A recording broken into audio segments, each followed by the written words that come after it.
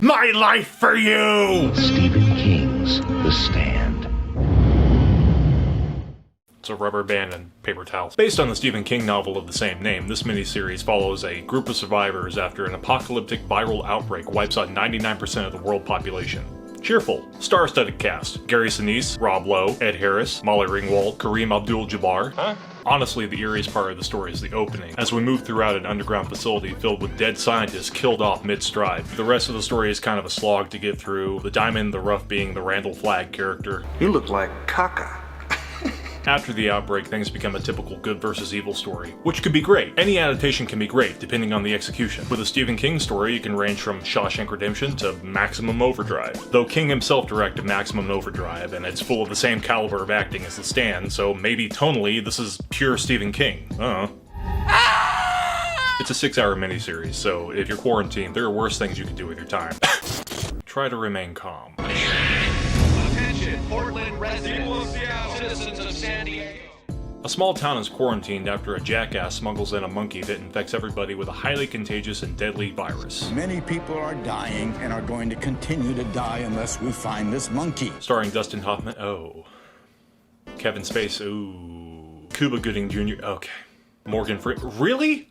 And Rene Russo, thank God. Directed by Wolfgang Peterson, who directed Das Boot and The Neverending Story, two wildly different movies. This is a fun action thriller with hardly any fat on it, though the CDC might have a bone to pick with its depiction of a viral outbreak. I have a bone to pick with all the extras who didn't cover their mouths in this movie. I get that they're trying to show that diseases spread easily, but there's a scene where a guy is clearly sick, his girlfriend remarks that he looks sick, and then she open mouth kisses him. He's losing it! No! Don't let him expose himself, Casey! Wash your hands. Cough like you're Dracula. Don't kiss people if they're pale and sweaty. Watch Outbreak if you want to. It's fine. There's a fire, sir. A team of scientists in a futuristic, for the time, underground laboratory work to discover what killed off the citizens of a small New Mexican town. Based on the book by Michael Crichton, the opening of the movie is creepy as hell. We're now inside the town. It's kind of spooky. I see a church steeple ahead on the left. Sir! You see that, Lieutenant?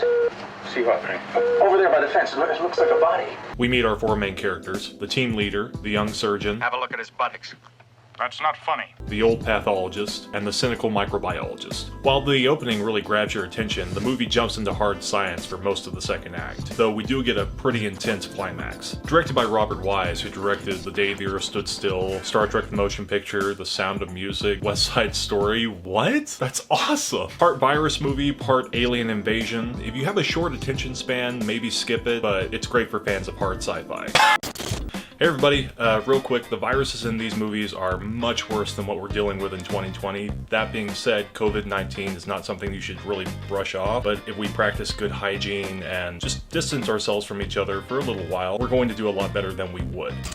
Okay, like, comment, subscribe if you like the video. I try to make one of these about every week. If these movies looked interesting to you, go ahead and check them out. Maybe suggest some movies that I haven't seen, and I could totally make a video about it. And I'd let everybody know that you recommended it. So yeah, stay safe and wash your hands.